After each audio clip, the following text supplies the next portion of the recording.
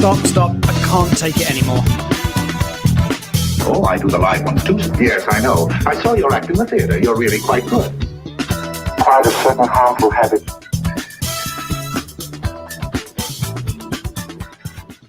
Hello and welcome back. We are breaking up with RBS. This is episode number 9.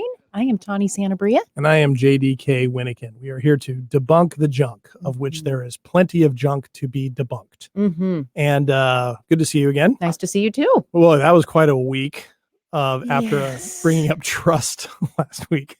Yes. Some people were pleased and some people weren't so pleased. Yeah, we really swung for the fences with that choice. We didn't go with something small. No, that's just not our style. No. Yeah, some people were unsettled by it. And if, for those of you who missed last week's episode, you can go catch it as a podcast on your favorite platform. You can also catch up on the conversations at our Facebook group page. That's just breaking up with our BS. Spell out the word, and the I in that word is an exclamation point too, by the way, if that helps you find it. Yep. But you can join that group for nothing, for free, and get content in between. And we also have a YouTube channel. You can watch the video feed of this as well. But for those people who did catch it, if you haven't caught it, go back and listen to it. You'll have a good idea what we're going to talk about today.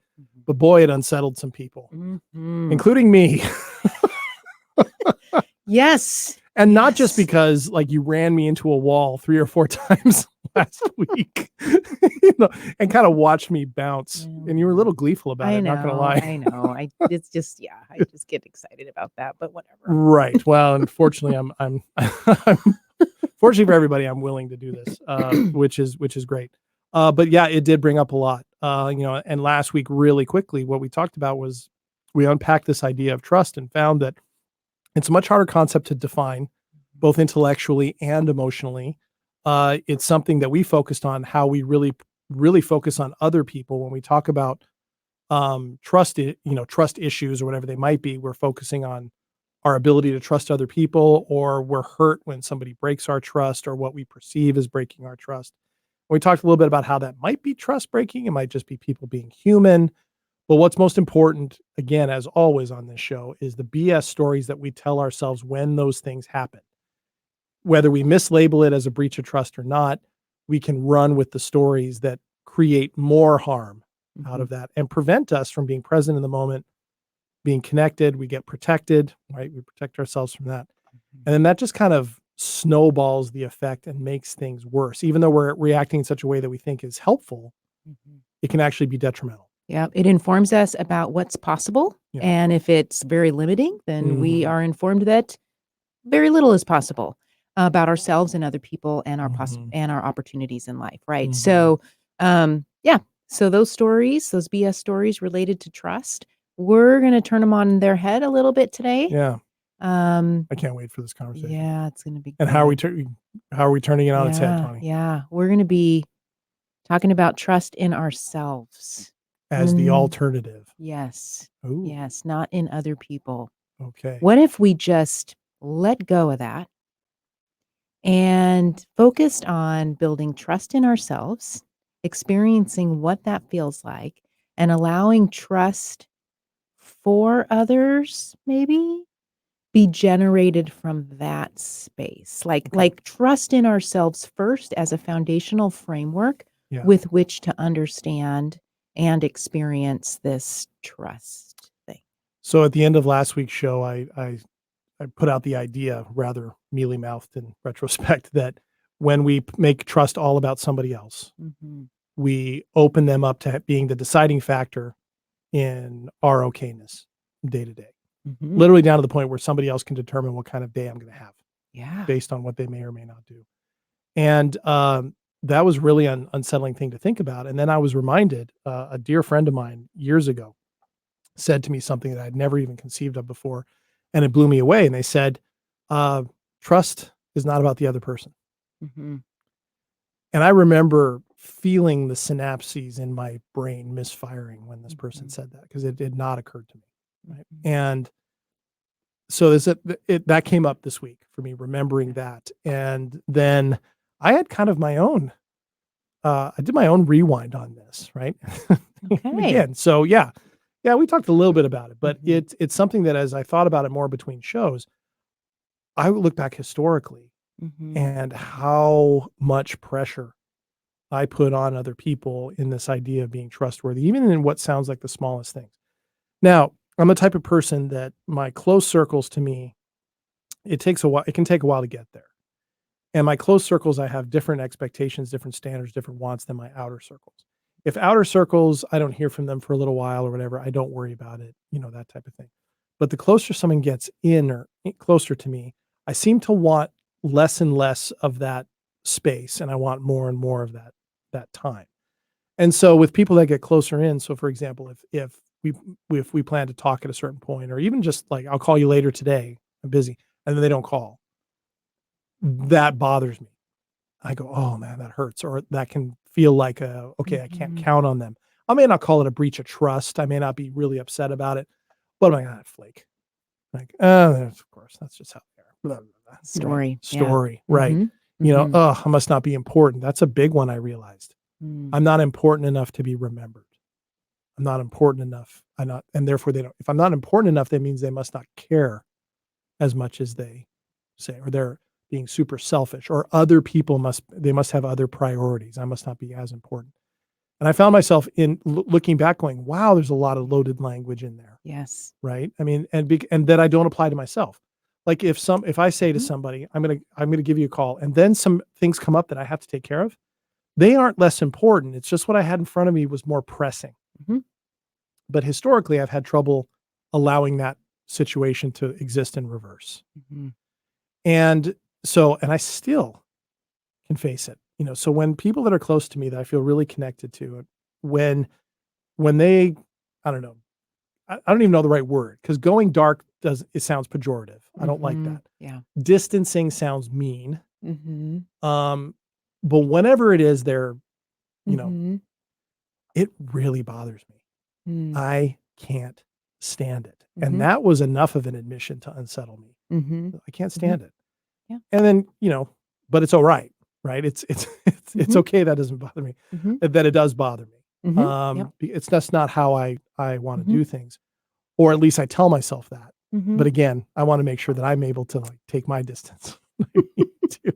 Right. Yeah. The thing is, when we have a story about every experience that's happening, Mhm. right? We've got to make some kind of decision about it. We've got to create some kind of meaning around it, and it's from a thinking space. Yeah. And we're actually just filling in parts, Mhm. right? Because Yeah. even your story of I must not be important enough, can't, just because somebody didn't call you later in the day, you're not Mhm. important enough, right? Mhm. So, whoa, if that's where we land, we're going to experience a lot of self-criticism. Mhm. Uh, if we're not important enough to this person, then Yeah. that means we're probably not important enough to that person, Yeah. or maybe we're not important enough to ourselves. Like, I don't know, it could go on and on and Mhm. on. So that's the danger of those stories, and we're just filling it in willy-nilly. We don't have any proof around that None. at all. We're just like filling it in. None. And of course, because I feel aggrieved or I feel hurt in those moments, I don't take the steps to maybe find out. Right. And why is finding out important? Right. Right. I ask myself that too. Why do I need to find this out? See, you're running me into a wall again. Right. So, right. So that's the part. Like, we're trying to fill in all of the puzzle pieces.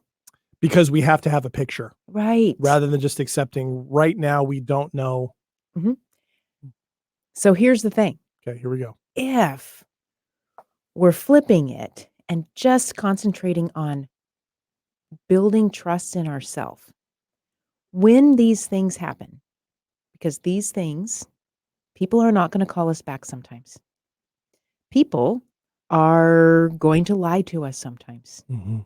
People are going to dismiss us or not validate us or all the People are going to things. lash out at us. That is going Yeah. to happen in our lives. Mhm. Where do we go back to? If we can trust ourselves, then we can trust ourselves to navigate through those times that happens, where it doesn't have to mean anything about ourselves Mhm. when those things happen. We no longer have to create a story. Mhm. We no longer have to know why. We no longer have to have a picture about another person because we've got a full one for ourselves. Wow. You know what I think about with that too is what that also releases is that other person from the burden of my huge expectations. Mm-hmm. They get to be themselves, Mm-hmm. and I get to let them be themselves. Mm-hmm. And I experienced this during the week as you and I processed a little bit about it, but Mm-hmm. then I feel like it's not even letting people off the hook. It's just recognizing that they are who they are. And then I actually can decide on the basis of a lot more of a connection to reality where I stand with this person for me. Mm-hmm. The analogy that came up for me was when people, for lack of a better term, let's just go with the going dark. Okay, when even though that's not what they're doing, when their lives are where they are, and I'm not as much connected to the day in day out as much as I might like to be. When that happens, particularly with there's a couple people that it happens when it happens with, it really bothers me. I feel like when that happens, and I can tell when it happens, I feel like a hockey goalie who doesn't really want to be playing hockey. Okay. So imagine the little kid who's, somebody's forcing him to play hockey. He doesn't want to play hockey. And so he's like, oh, but he's the goalie. So I got to put on all my gear, all my Mm-hmm. protective gear. I have to go stand out on the ice. And then all these pucks are going to get shot at me. And those are the stories. Yeah. Because I know they're coming. Right. Even, in doing this work with you for 18 months plus, I know that these are stories. Right. And I know they're going to come. And I'm getting better at not making that a problem, just accepting that the pucks are flying, they're going to fly at me. But Just a little bruised. just a little bruise. Yeah. But and then I feel like I have to kick them out. Like I can't let them get past me. Mm-hmm. Right. I can't because they're going to hurt me. And so I got to keep kicking them out, but they keep coming. They keep coming. They keep coming. And it's exhausting. Even knowing that these are stories. And that's one of the things I ran into this week. Even knowing these are stories, they sometimes just keep coming unbidden, and I catch myself, and and I'll soften, Mm-hmm. and I'll breathe, and that'll help. Mm-hmm. And then they'll come back. Right. Mm-hmm. It feels like sometimes like they're those breathing spaces are when they're all collecting up all the pucks and putting them back at center ice, and they're loading them up to fire them Mm-hmm. again. Mm-hmm. What if you stepped out of the net? Okay. What if you Let 'em go. didn't? Yeah. What if you didn't give them any attention? So I put on my hockey gear and I just go out on the ice and Yeah, you just skate around, do some twirls over on the other end of the ice while the pucks are coming. No, I mean, like, what if you didn't have to try so hard to deflect them? You knew they were coming, okay. but you moved out of the way, right? Like, what if? Oh, interesting. So your focus on trusting you takes your attention away from the stories. You just move out of the way. Okay. I guess I'm not really playing hockey at that point. Well, no, but you didn't want to play anyway. But I didn't want to play anyway. Right. So I don't even want to be doing the game. Mm-hmm. Oh, see, this analogy works in ways that I didn't expect it. Okay. The other thing that occurs to me is who's shooting those pucks? It's kind of me, isn't it? Kind of. Yeah. Yeah. You're sort of reluctantly making yourself go out on the ice. Yeah. And to shoot yourself. Firing stories at myself. Yes. Yes. And then having to effort with so much effort, try to deflect them. So yeah, no wonder you're exhausted. Yeah. Cause I'm getting exhausted shooting the stories at me and then deflecting them. Yeah. Whoa. Okay. So if with that analogy, then would trusting myself be getting out of the net or just not shooting the pucks in the first place? Well, certainly the trusting of yourself would allow you to not have to shoot yourself in the first place, for sure. Right. But would you have to start trusting yourself while you're still shooting until you got the hang of trusting yourself? I'm not sure. Maybe. Maybe not, right? Right. Well, if I stepped out of the net, maybe it's not as fun to shoot the stories. Of course, I don't know. But are the stories fun? No. No. They're stimulating. They get you thinking. They get you thinking that, oh, maybe you'll be able to figure it out. But Yeah. Or toughen up. yeah, Like just get immune to it yeah, after a while. yeah. And it doesn't really happen. No, and it doesn't lend itself for you being able to trust yourself, Hmm. right? And Right. so the trusting ourselves comes from a place of presence. Like, you would be aware that even putting your gear on would be setting yourself up to Get buckshot at me. right? In a state of presence, you might not even do that. Yeah. Maybe in a state of presence, I say I'm not really feeling like playing hockey. And you don't need to because you're fine without it, Hmm. right? Like, when we have a certain level of trust in ourselves, whatever shows up, we know we can handle it. It doesn't mean we're gonna like it. You don't like it when the dark happens. No. You don't like it. You don't have to even force yourself to like it, Yeah. but you know you can navigate through it Yeah. I can accept it that it happens. and choose through it. Hmm. Okay, is this still a part of these relationships that are the relationships still something that are valuable enough to me to navigate through this part of it Yeah. in a trusting space for myself? That part of it doesn't have to mean anything about who I am as a person. Mhm. That's powerful. Mm. It's powerful. When I soften and breathe and contemplate that, and it feels so much better. I did that during the week, Mhm. in doing practice. And what comes up for me inevitably in those, and that's what's helped me navigate better or more effectively through the dark times. It sounds so I dire. know, I I can't know. stand it.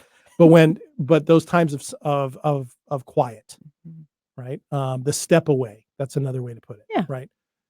The I notice that when I connect with myself, when I do the practice, what it actually does open up is an awareness and acceptance of where that other person is without having to have a story or even needing to know what's happening.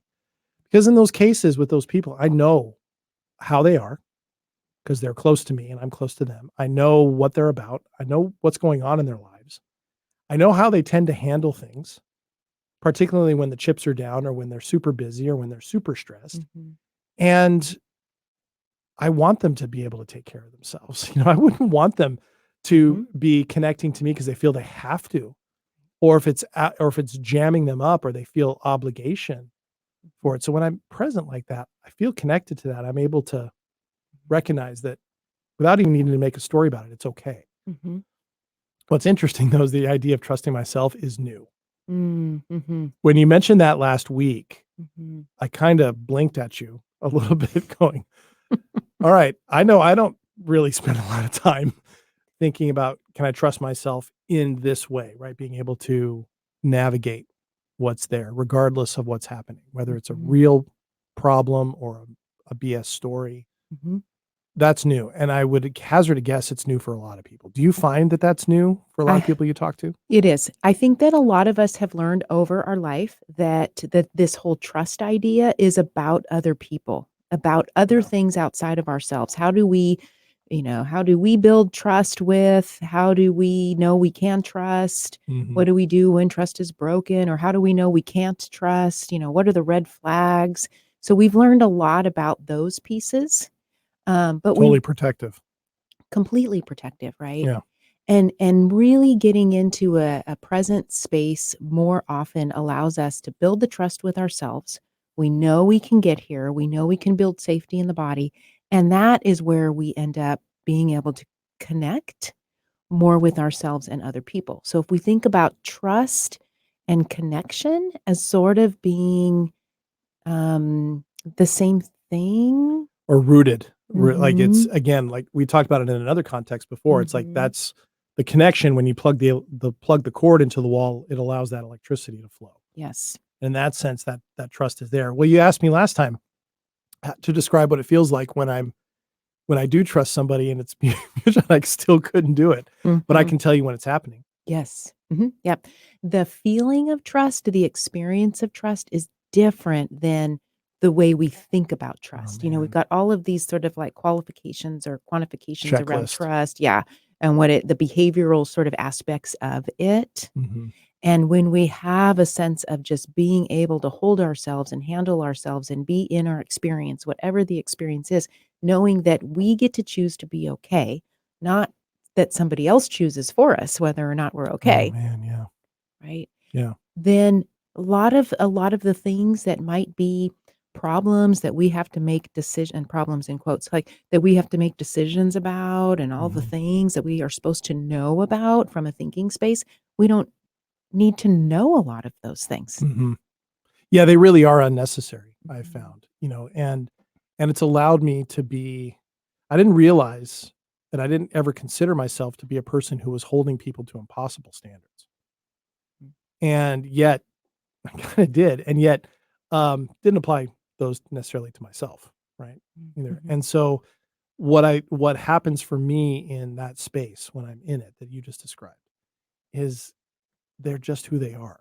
Mhm. They are who they are. Mhm. And it's I guess it depends on what it is, but in the situation I'm talking about where they're just living their lives, Mhm. this isn't a breach of trust. It's not anything like that. And this idea that I don't have to keep holding them to things that they said 5 years ago or things that they did a few years ago that were felt good and I want to continue to happen or they did and were hurtful and I remember that. I don't have to do all that. Yes. It's Yes. amazing how much junk Mhm. not only it's debunked that I can clear out. Mhm. And when you're present and connected and trustful of yourself, we naturally know what we can't trust. Mhm. We just naturally know it. Mhm. We don't have to, Yep. wonder and ask other Yep. people and should I be do and I don't know and because it just naturally flows from there. So Mhm. yes, there are externals that we might not want to trust, but the way we know the reality of that is by first trusting ourselves. Mhm. And connecting with that. Mhm. Absolutely. Mhm. You'll know when something doesn't work. Yes. I've experienced that enough, Mhm. Mhm. being connected with myself to know, yep, okay, that particular thing is done or Mhm. has run its Mhm. course or Mhm. that way of doing things is no longer going to work for me. Mhm. That type of Mhm. thing. And again, it's okay not to like it. Yes. The realization. There's lots not to like. There's lots not to like, Yeah. particularly when it's something when we're stepping away from something or from someone Mhm. that if we'd had our choice, we wouldn't really want to do. Mhm. But you do know. Mhm. It's so interesting how we think that the more information we gather about other people, the more experience we get with other things, the more books we read, the more shows we watch, that's going to give us more when it's so amazing. Our bodies are why we ignore that. Our Mhm. bodies are wired to help us see these things. The ventral vagal system, that safety system of the nervous system is wired Mhm. to help us see that Mhm. and to and just to connect, to Mhm. let other people be who they are. Mhm. So it's much better for me, and I know that that was a huge revelation for me this week. Mhm. Yeah. Um, Allowing other people to just be who they are doesn't have to be threatening. right. It's only threatening if we're relying on reassurance about their trustworthiness. If we can rely on ourselves for our own, Mhm, people can be who they are, and we'll either engage and interact or we will not. We will mhm, have full choice over our relationships. right, and be okay as we Mhm. navigate. Now, I know this opens up a ton. This is a different way Mhm. of Mhm. internalizing, viewing, and framing this. It brings up a lot of questions for people. So what does that mean for things like marriage? What does that Yes. mean for things like putting faith in something, Mhm. a religion, Mhm. for example, Mhm. or an organization Mhm. or a sports team or whatever it might be? Yes. That raises a lot of questions. I can just sense it, Mhm. that we're gonna have a lot of questions about that. So I guess we'll just kind of keep hitting those as we Mhm. come across them, right? Mhm. Yeah, I'd love the questions. I know I would too. Let's continue the conversation. Maybe we talk about this trust thing and as it relates to all of the different externals out there. Absolutely. Sports teams will be super fun because I Oh know man, that'll just be talk about running me into a wall. yes, Yeah. that'll be super fun. So if we've got some things there, that'd be Absolutely. And so, be paying attention to that in between now and next week, everyone. Just what does that mean for you? How does it feel to talk about trusting yourself? What comes up? What's Mhm. confusing? What's unsettling? Mhm. Really paying attention to it from an emotional body space more than the intellectual space, even though Mhm. that Mhm. we'll talk about that too. Yes. Oh absolutely. man, Yes. we've really dug up a. Yes, I think up that there's something. going to be bring the thoughts Yeah, because we want to hear them. Well, we've got some debunking here to do. we do. So, And we'll keep doing it 1 week at a time. So thanks to everybody for joining us on this episode of Breaking Up with RBS. I am JDK Winnikin. I am Tawny Santabria. And remember, there's plenty of your junk you can debunk. So we'll see you next time. Awesome. How you all feel tonight?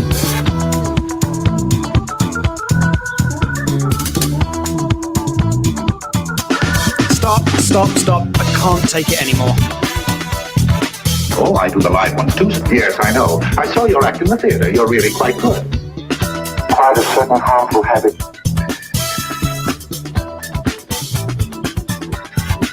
Stop it now, I need it. I don't think he felt anything after the crash.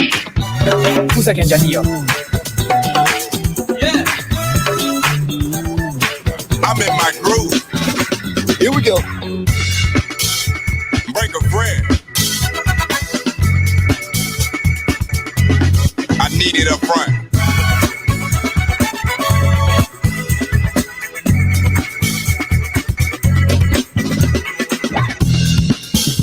To be right, everybody else to be wrong. I got something to prove. A new man has come into my life, and I'm going to stay here in New York to see what it is about him that intrigues me so.